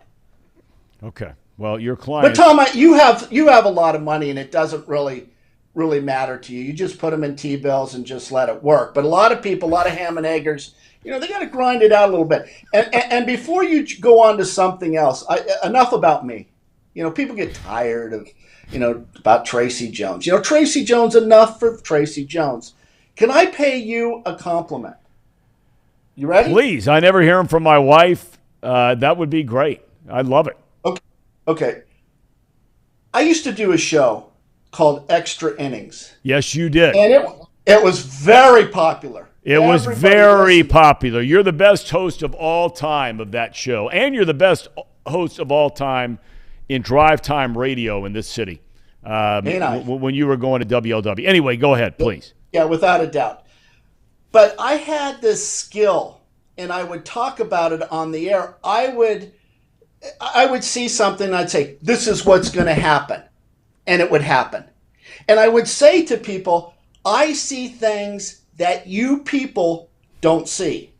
It's an attribute, a skill that very few people have, Thom. If you have it, you're very gifted. You, Thom Brennaman, have that. And let me tell you why. All last week you were talking about the Bengals, and you were talking about how Zach Taylor needed to play the starters during the preseason. Did you not say that? I did. You were saying it the entire week. The offensive line not playing together. Yep. You said it over and over and over again. And I'm thinking, geez, Thom, give it a break. Yeah. You were right on. You were right on. You see things that other people do not see. It's a gift that you have, Thom, and people need to watch you and listen to you because you're a very special person. So congratulations. That offensive line, terrible. Terrible. I mean, they'll be better this week, though. I promise you. And I do too. They're going to be a lot better this week. Just having that live action, playing together, they're going to be a lot better. I'm not worried about them. I want to get to a couple. Thank you for the compliment, by the way. I want to get to you about a couple of things that happened since we last got together. We touched on it a little bit. But one of the changes in baseball for next year is the elimination of the defensive shifts. What are your thoughts on that? I don't understand what we're doing here. So you're rewarding a player that pulls off the ball. All he does is pull the ball. He can't hit Oppo Taco. And now you remove the shift. Sure, that's going to add a couple of hits to a ball game. But I just – didn't Ted Williams have a shift? Well, wait a minute now. I mean, you're talking about the greatest hitter of all time, okay? That's not some ham and egger that's out there grinding to try and stay in the big leagues. But the whole point is, Thom, he found a way to get through that shift. He was still going to pull the ball, but it didn't matter how many infielders they put on that right side, he'd still find a way to hit through it. I just don't understand. I don't understand all the changes, Tommy. I don't understand what's with making the bases wider. What's that? Is that the problem? You know what? They're saying, Tracy, this stuff has been pretty good, testing it in the minor leagues. I'm with you. I don't know. But let me ask you this, because you were a really, really fast guy and a base stealer and an aggressive base runner, okay? If I'm not mistaken, the year you got hurt, you were leading the league in stolen bases, if I remember right. I was second. Okay. But I would have, I would have eventually led the league in stolen bases. There's no doubt. I mean, because you were getting on base all the time. You're not going to cover off the ball. You're getting on base. You're running. Okay, but here's the question I ask, and I'm being serious about this second. A bigger base, coupled with the fact that a pitcher can only throw over twice. Okay, or they're saying disengage with the rubber. So he actually doesn't even have to throw over. He could just step off the rubber, but it counts as one of the two. As a base stealer, now you were a terrific base stealer, but even a moderate base stealer, bigger bases, knowing the pitcher can only do that, don't you think that might lead to something we don't see in baseball anymore, and that's a little more action on the base pass? How about some more stolen bases? Right. I mean, think about this, Thom. Go back to, was it 86 with the Cardinals, how they had that entire team that could run, right, except for one player, Jack Clark. I mean, that team was so tough to play against because every player could still. You had Vince Coleman, McGee, Tommy Hurd, Pendleton, Van Slyke. All those guys could still, all those guys can run. I just would like to get back to some of that. Instead of the whole spin to win, all about the home runs, the strikeout, put balls in play. Will bigger bases work? You know, I don't know. I don't know. The pitch clock, what is it, 15 seconds? Yeah, or if there's a runner on base, it's 20. Yeah, so 15 with nobody on, 20 with a runner on base.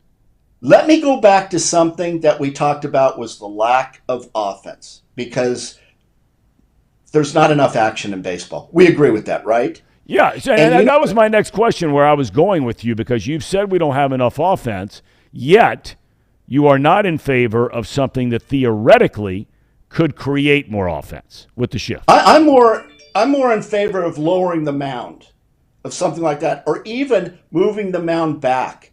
And I'll tell you what, Tommy, and I just came across a stat, and it's something that I think you and I talked about with your dad years ago about how good the bullpens are now, right? Do you remember that conversation? They're incredible. They're incredible. They're incredible. Yeah. You and I agreed that the offense is having trouble because the bullpens are so good. Your dad disagreed. I don't know what he said, but it really didn't matter. You and I were on the same.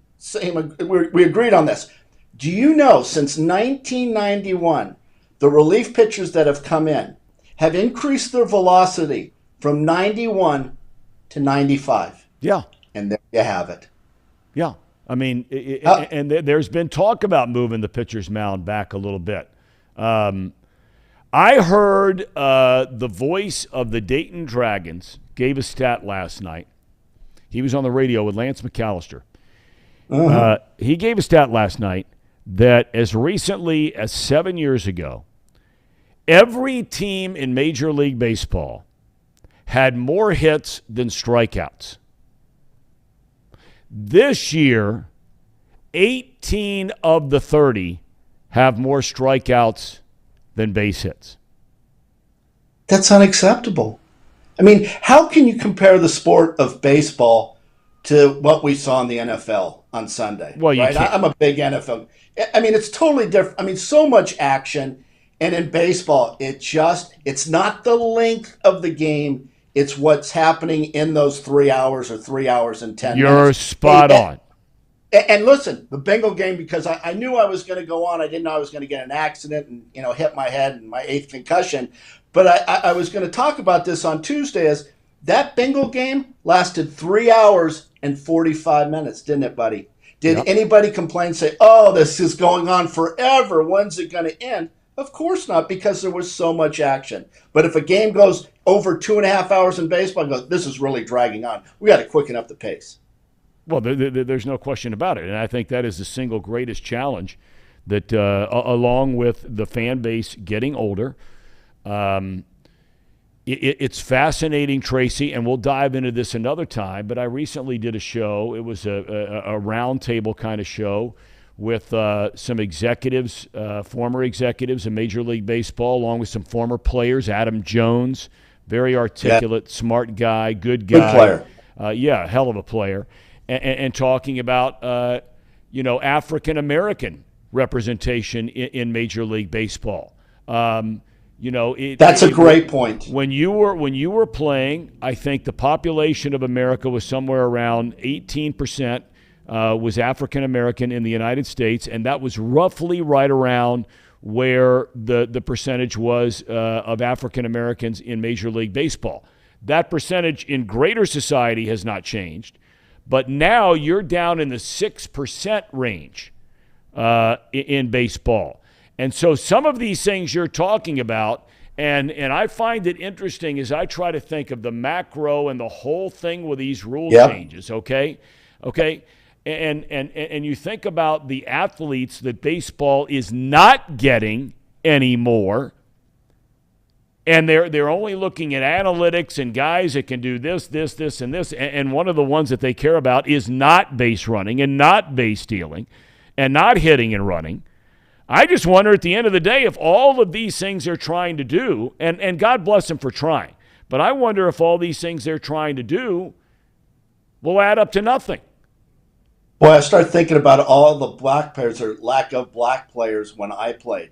You remember Darryl Strawberry, of course, Eric Davis and Chris Brown all went to the same high school in Southern California, and all three pretty good ball players. But, Tom, I would disagree with you to a certain extent. Did you happen to see in the amateur draft this year, I think 5 out of the first 8 players were African-American. Yes. The last 2 years we started to change that. Yeah. The last 2 years, and I should have corrected myself, the last 2 years, at least as far as the draft is concerned, you're right. Right. Yeah. So that's a good sign. Time. Yeah, We'll sure. get into that another time because I think it's a fascinating topic. And quite frankly, it's one that I guilty as charged. With all the other things going on in sports, when I was asked to be a part of this roundtable discussion, and that was part of the discussion, I came in pretty ignorant to that, knowing what some of those numbers are, because at least in theory and in practice, Major League Baseball has invested billions of dollars in inner city, like the youth academy we have here in Cincinnati, and it started, I believe, out in Compton, California, out in your neck of the woods, and a whole bunch of others around the country, where at least the one in here in Cincinnati, they seem like they're doing great things to me. It seems like I think they produced their first major leaguer not too long ago. And also think about the Latin America influence in the major leagues. I mean, there's a lot of academies out there in Dominican Republic, Puerto Rico, and so on and so forth. But yeah, baseball's got to make some adjustments. It's a lot to do, I think, to compare as you compare it to the NFL and football. Well, I mean, they're never going to be that. I mean, that's a whole different animal. But let me ask you now, moving forward, before I let you go, what kind of do you do? Can a person do nose exercises or head exercises as part of a rehab after a fall? See, why do you see? You're trying to throw in humor here. I almost died, Thom. That's being a heartless person. No sensitivity. You know what you should be talking about, Thom Brennaman? Is being a gamer, like my wife said. She did not say that. There's no way Well, how long you guys been married? Well, we've been together 20 years. I've known her since she was 19. It's not 19, what I asked you. People. It's not what I asked you. How long have you been married? Well, we've been married 10 years. Okay. I dated 10 years before we got married. And I just felt after 10 years of dating, she earned the right to get married to a Major League Baseball player. I mean, 10 years is a long time to wait, ain't it? How about you and Paulie? How long did you date? We dated about 2.5. I waited a little longer than most to get married for the first time. I was 37. Now, you're happy in this marriage. I love Paulie, by the way. Thank you. But if I could give you a piece of advice, and people out there, you're married the first time, I would give you advice as far as get a divorce. You'll be a lot happier the second time. And I'm thinking, how happy am I going to be when I marry my third wife? Well, hey, case in point, my dad. You're dialed in, right? Case in point, my dad. Happiest guy in the world. He's on number 3. What's that commercial that guy does? Big Lou. He's on number 2, like you, whatever it might be. All right, Tracy, get better, my friend. God bless you. I hope you feel better and you get better. All right. Thanks, Tommy. Have a good weekend, buddy. You too. Tracy Jones, man. That guy, nobody, I don't think on the planet makes me laugh like that dude. And I'm glad he's all right. I mean, we were joking around a lot, and but you can see that was a serious injury and a serious fall, and I'm glad he's okay. We'll talk with Casey and read a little bit about some of the topics around the world of sports when we come back. And coming up in about 10 minutes, we're going to be joined by Chuck Martin, head football coach at Miami of Ohio, as the Redhawks get ready to play the UC Bearcats on Saturday at Paycor Stadium. Stay with us on Off the Bench, presented by UDF.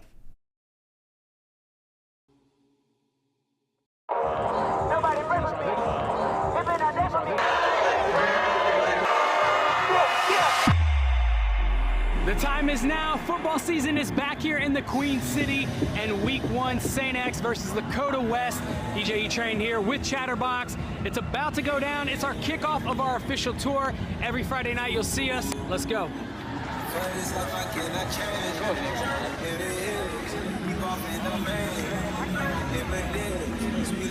on 3, 1, 2, 3. Let's go.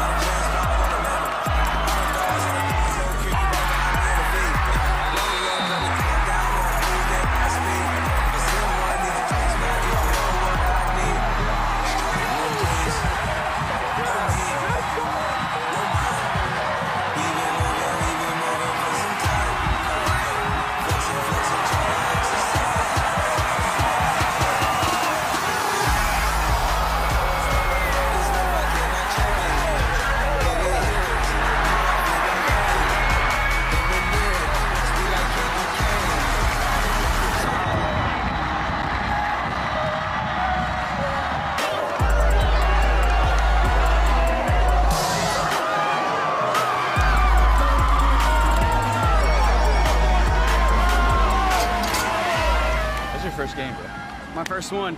I mean, I couldn't have asked for a better first one because Coda West struggling a lot throughout the first half and beginning of second half, and then Big time. it's a party, it's a party, it's a party. I know one thing. Ain't nobody does this better than us. Facts. Yeah, this atmosphere was insane. Show was on point. Everybody had a great time for the first one, too, bringing people together. Big shout out to everybody tonight that worked hard from Chatterbox and everywhere else to put on a great show. This dude's legit. And he's sweating, so you know he's legit.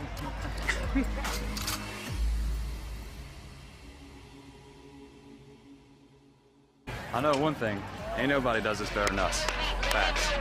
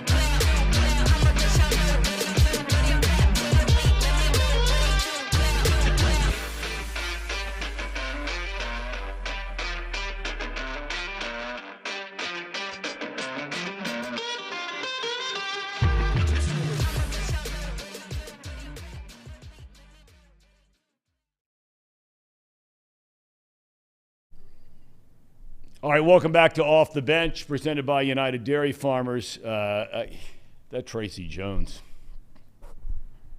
Reed, you made the comment. Reed Mouse, you said, if you were one of his clients and he manages a very successful, all kidding aside, financial planning business and has for many, many years, but 8 concussions later?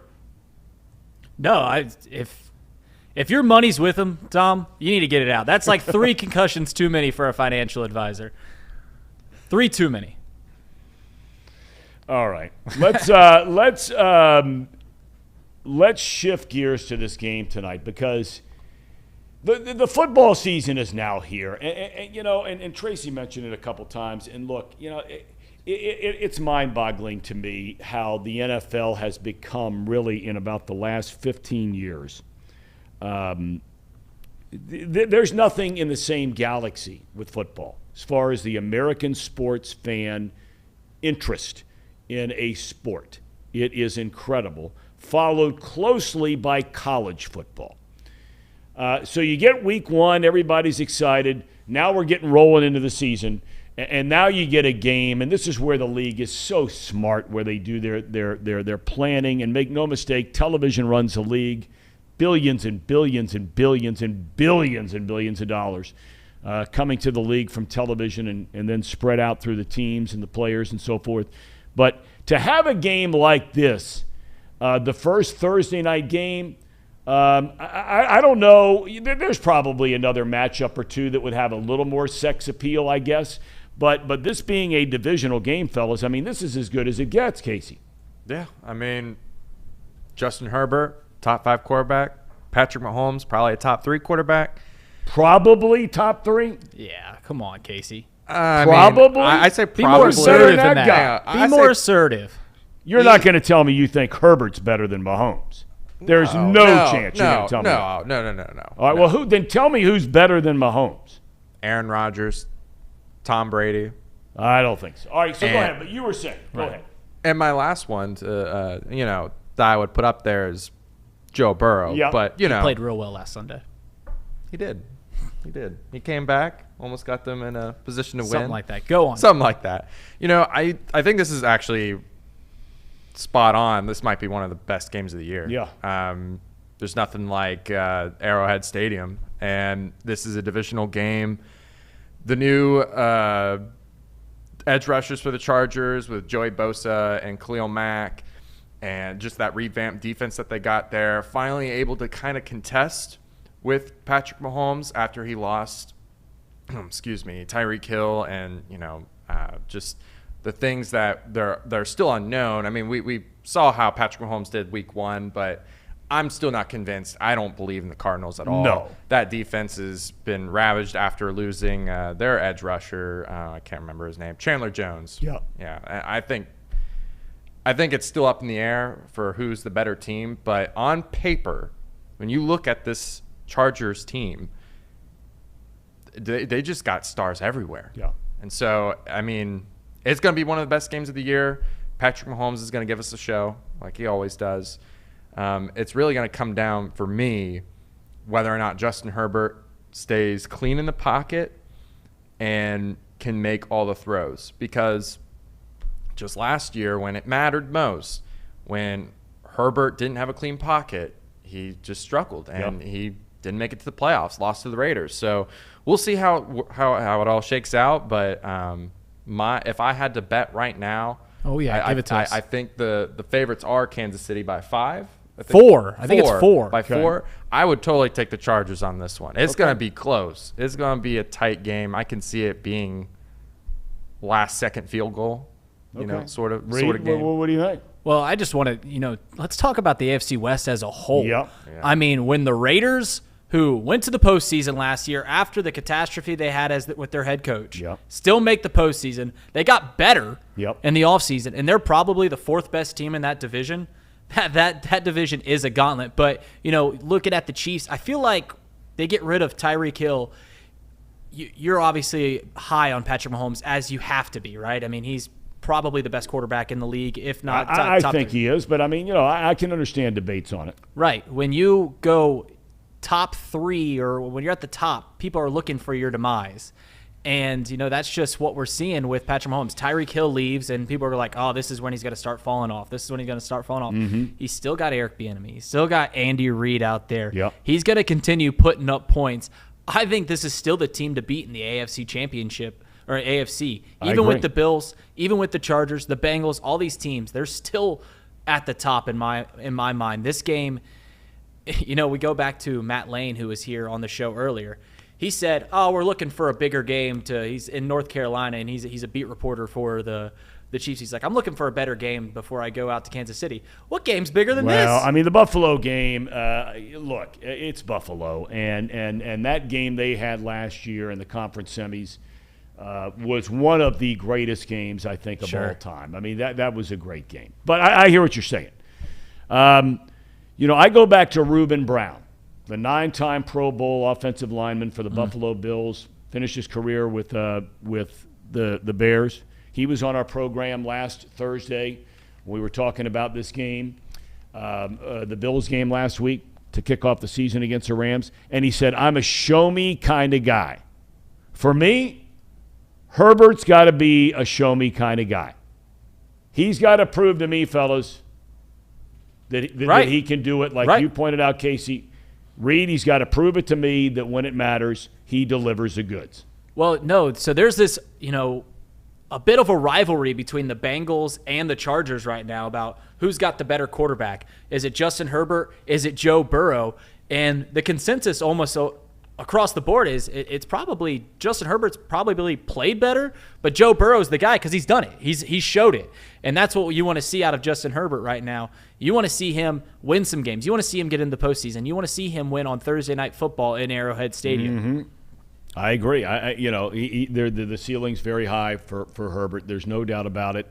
But look, and again, I go back to our conversation with Sean Casey yesterday. fair or unfair, guys are going to be remembered for what they do in the biggest games.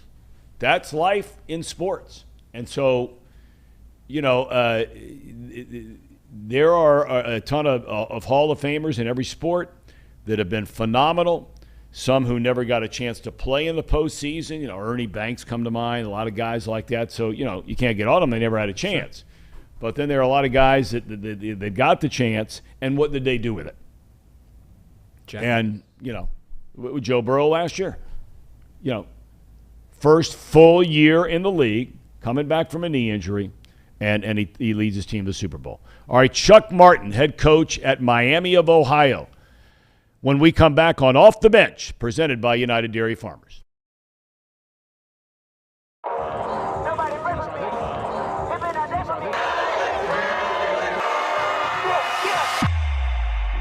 The time is now. Football season is back here in the Queen City, and Week 1, St. X versus Lakota West. DJ Train here with Chatterbox. It's about to go down. It's our kickoff of our official tour. Every Friday night you'll see us. Let's go.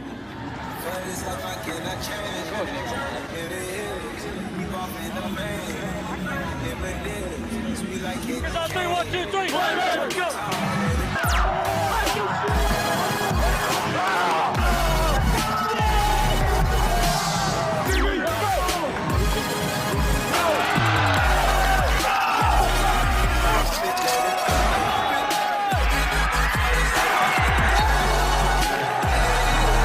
Man, I'm telling you, this game is going to come down to the first guy that says I've had enough. That's all it's going to say. One guy to say, you know what, I've had enough.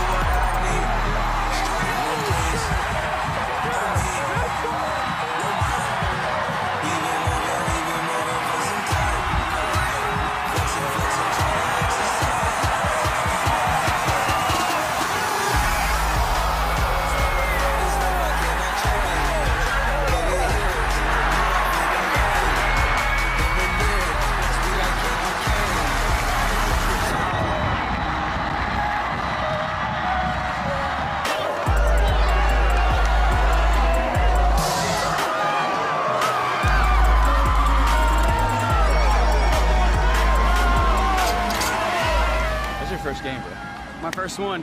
I mean, I couldn't have asked for a better first one because Dakota West struggling a lot throughout the first half and beginning of second half, and then big time. It's a party. It's a party. It's a party. I know one thing. Ain't nobody does this better than us. Facts. Yeah, this atmosphere was insane. Show was on point. Everybody had a great time for the first one too, bringing people together. Big shout out to everybody tonight that worked hard from Chatterbox and everywhere else to put on a great show. This dude's legit. And he's sweating, so you know he's legit.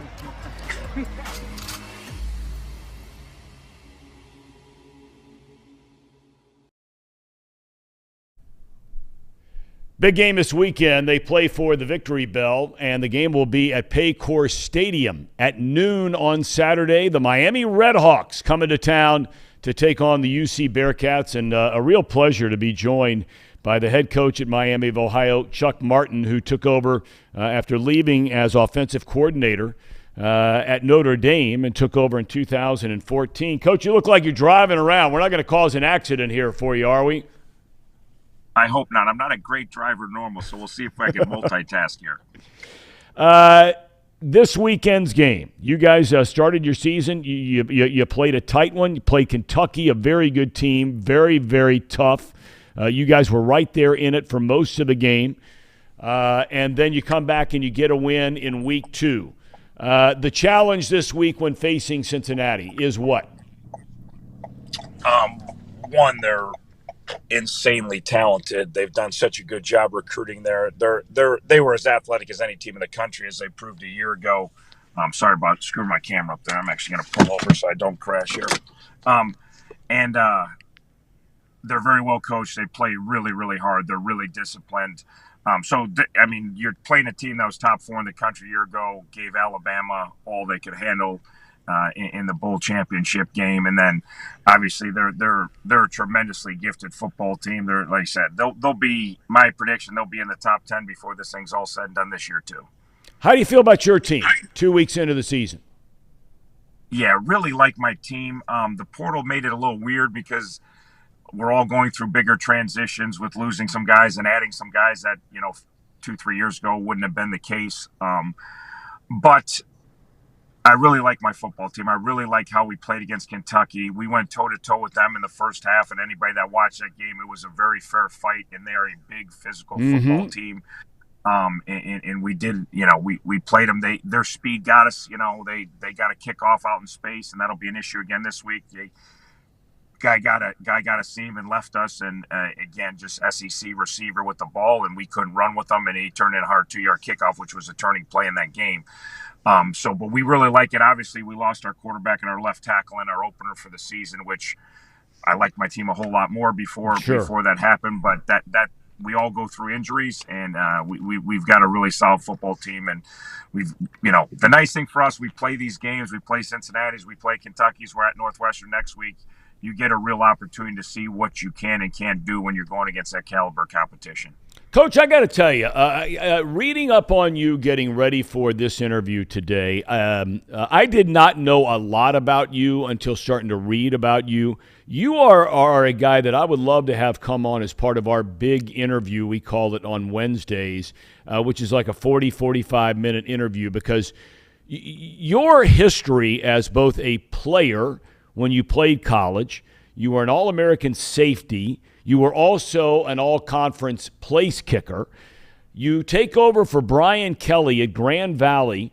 You win 2 national championships. You rip off a 48-game winning streak. You go to Notre Dame. You're the offensive coordinator. You go 12-0 that year and play in the national championship game. And now you've been at Miami for a number of years. I don't think there's any doubt they have found the right guy to lead this program. How do you feel about the state of the program right now? You got the big win last year in the bowl game, and you've had at least 500, the COVID thing and everything. But, I mean, you're clearly a program on the rise in the Mid-American Conference. There's no doubt about that. Is that fair to say? Yeah, we feel great about what we've rebuilt here. Miami's got a great football tradition. So when we took over 8 years ago, they lost 16 straight games. I always tell everybody the 2 years before I got here, my first 2 years at Miami, we were 4-26 in MAC play. We were on a stretch of 30 MAC games where we won 4 out of 30 MAC games. Since year 3 at Miami, the last 6 years I've been here, we're 30-13 in the MAC, which is 2 games better than anybody else in the MAC. So we've had the best record in the MAC over the last 6 years. We won the championship in 19. We lost by a point in overtime, or we'd have been right back in the MAC championship game in 21. We lost 48-47. We went for 2, didn't get it, or we would have been 19-21. And, the COVID year, we played 3 games, so we didn't have much of a chance to do much. So we could have been back-to-back in MAC championship games. So, we feel we're as strong as any program in the league. We've built this the right way. We've built this with young kids and let them grow up. Now with the portal, that's kind of changing.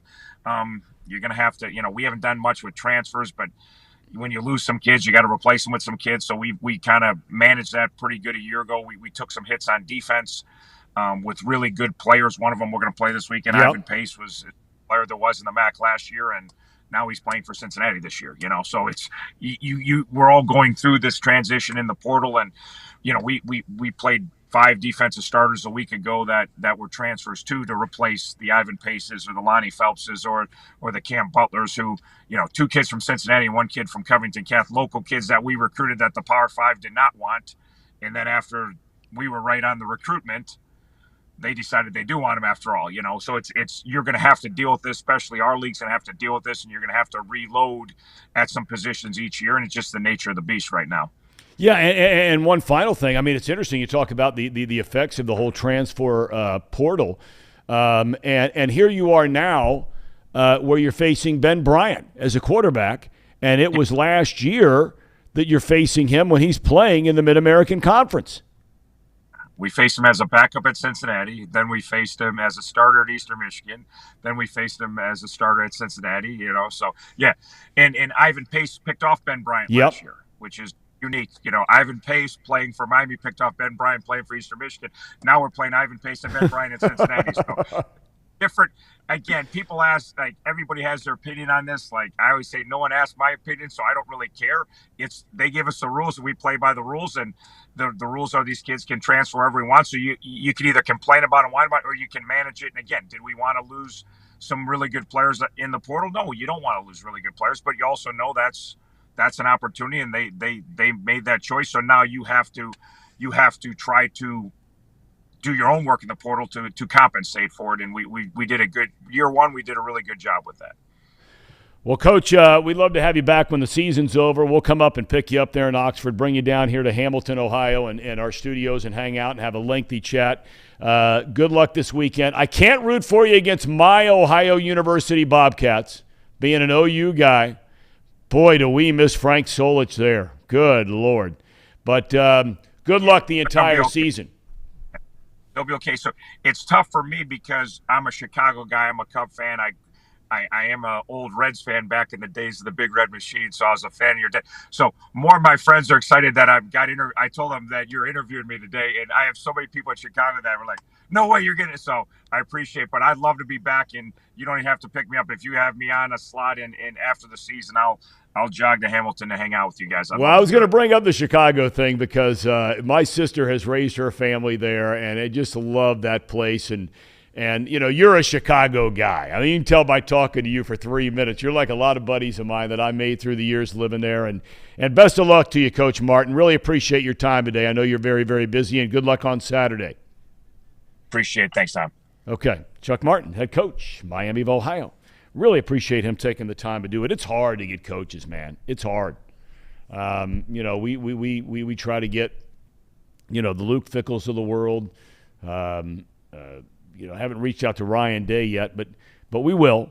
And these guys are just consumed 24/7 on football. So I mean, you catch Chuck Martin, you catch him in his car, and that was really cool of him to do it. So we're going to take a break. Do we have a cherry on top today? Oh, we do. We do have one. Well, you want to go ahead and do it now? Yeah. Let's do it now instead of taking a break. So, by the way, Tracy Jones' segment is sponsored by our good friends from Encore Technologies, John Burns, Larry Shakely, and the gang, sponsoring our segment twice a week with Tracy Jones. Our cherry on top is presented by our title sponsor, United Dairy Farmers. Casey, what are we featuring this week? It's not a video this time. It's just a photo, but it's a funny photo because it just is a little off. I'll just put it like that. Are you ready for this, Tom? Go ahead. What do you notice wrong with this? Well, what's wrong with that picture? Is there something wrong with that? Oh yeah, it's the C is. You get a better education in the MAC than that. That's the kind of stuff you get when you go. Where is this? I mean, wait, this is obviously I mean, duh. Right. But I mean, that's a house here locally, I'm assuming. Yes. Yeah. Yes. They had one job and they failed. You know what, Reed? That is 100% right. Take the camera shot of Reed. Reed, please say that again. In the society we live in, what? They had one job. Right. And they failed. That's right.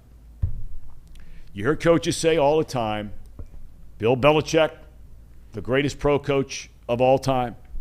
Nick Saban, greatest college coach of all time.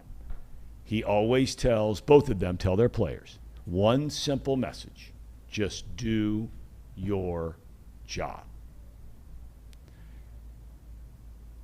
It's something that we have to probably have a conversation with Casey and Reed after the show.